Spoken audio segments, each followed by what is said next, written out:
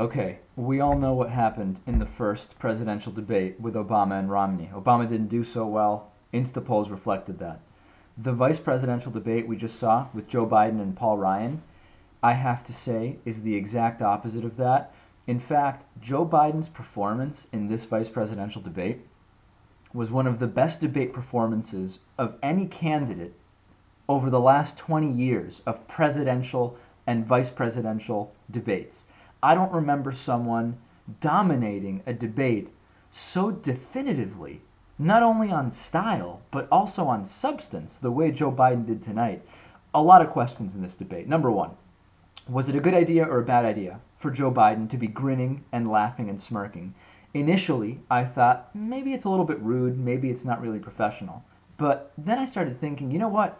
This idea of political correctness, where everybody's ideas are equal, everything must be valued, and nothing can be laughed at, I don't buy it anymore. Some of these ideas that we were getting from Paul Ryan were completely absurd, and many of the things he said were just flat out lies. Why not laugh at that? It deserves to be laughed at, and frankly, if there were more laughing when we saw ridiculous proposals from the right, we'd probably be in a lot better shape. We would never even get to a point where some of those views are even held up at the same level as views on the left. But let's put that aside for a second. Why was Paul Ryan so thirsty? Either Joe Biden was really making him sweat, or the drinking water is how he covers the visible frustration from being totally dominated. It's hard to believe Joe Biden, who's months from being 70 years old, would be running circles around 40-something Paul Ryan, who does his P90X workouts. Really hard to believe. We basically had equal a frequency of lies from Paul Ryan as we did from Mitt Romney. The difference was Joe Biden didn't look down at his podium and kind of grimace. He took it right on. He responded directly. And I'm glad Joe Biden was frank and direct. I'm glad that he handled this the way he did. Referring to Paul Ryan as my friend, all but I think one time at the very, very end, I think was also excellent because he's not giving him any credibility with a term like congressman, but he's also not directly insulting him either, even though the term my friend, at least reading between the lines, is a little bit condescending.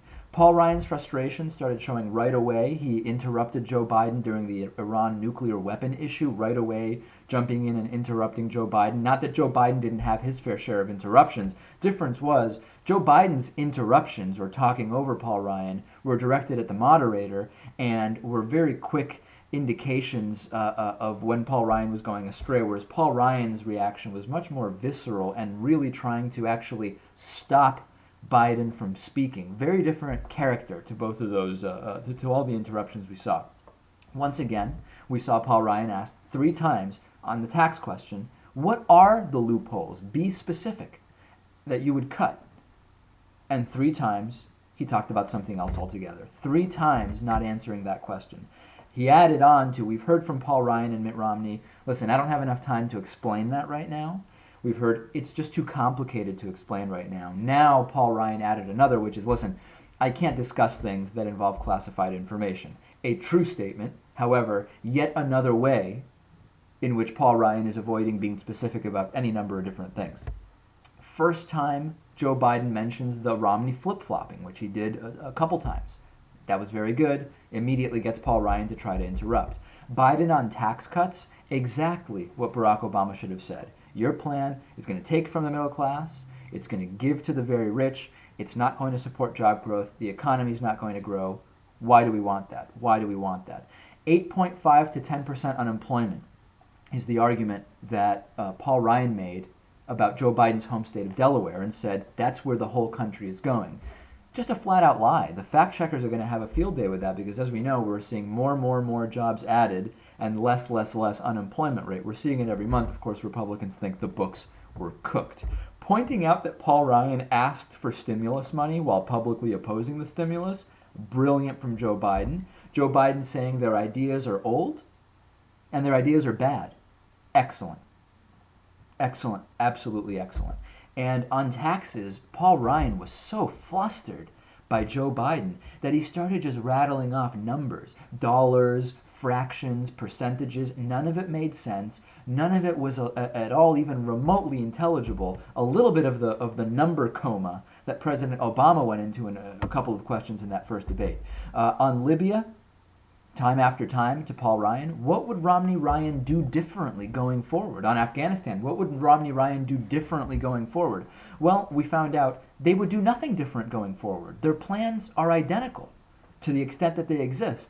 They just retroactively would say we would have done things in the past differently. No, that's just not going to fly. Joe Biden took that down. Excellent job.